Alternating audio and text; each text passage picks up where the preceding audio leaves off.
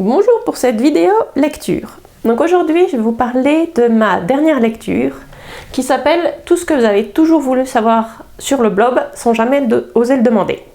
Donc il est écrit par Audrey Dussutour, qui est chercheuse au CNRS et qui fait justement les recherches sur le blob.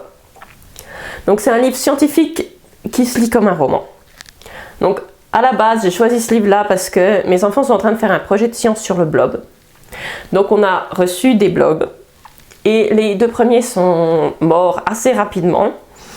Donc j'ai décidé de prendre des choses en main et de me renseigner un petit peu. Donc j'ai trouvé ce livre qui avait la majorité des informations nécessaires et les vidéos YouTube de la même chercheuse qui expliquait comment s'occuper des blobs.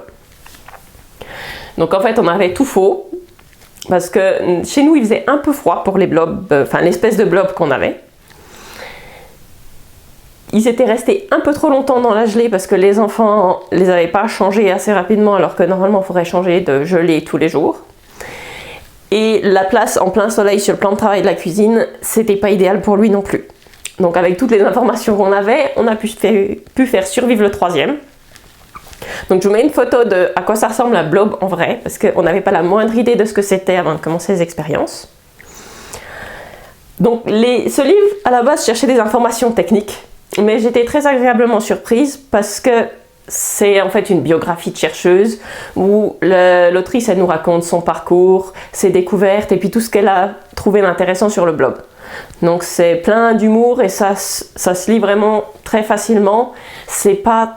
On apprend des choses mais c'est pas très technique ou scientifique, il n'y a pas besoin de connaissances scientifiques particulières.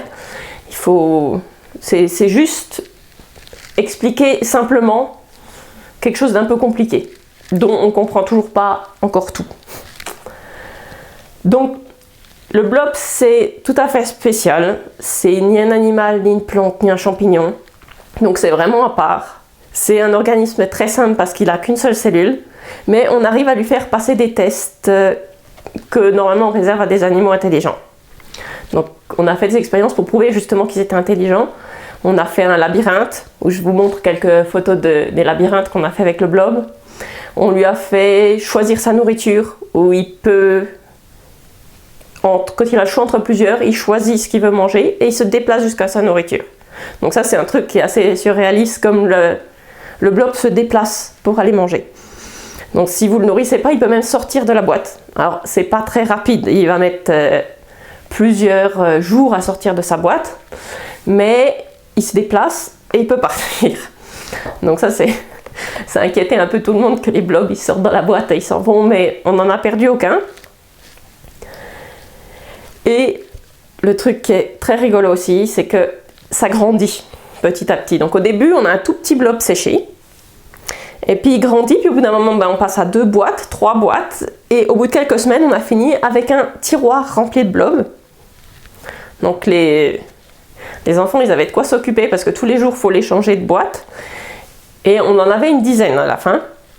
Mais l'avantage, c'est que dès que les enfants s'en lassent, et qu'on avait fini les expériences, on peut le sécher à nouveau. Et il se retrouve dans l'état sec et dormant, comme on l'a reçu au début. Donc c'est assez pratique comme animal à avoir avec les enfants. Parce que tant qu'ils sont intéressés, il y a plein de choses à faire. Ils bougent quand même. Alors bon, c'est pas très affectif comme animal, mais on a pu faire des expériences et voir des trucs chouettes avec ces blobs. Et quand les enfants ont perdu leur intérêt, on a juste pu le rendormir en attendant la prochaine fois qu'ils auront envie de jouer avec le blob.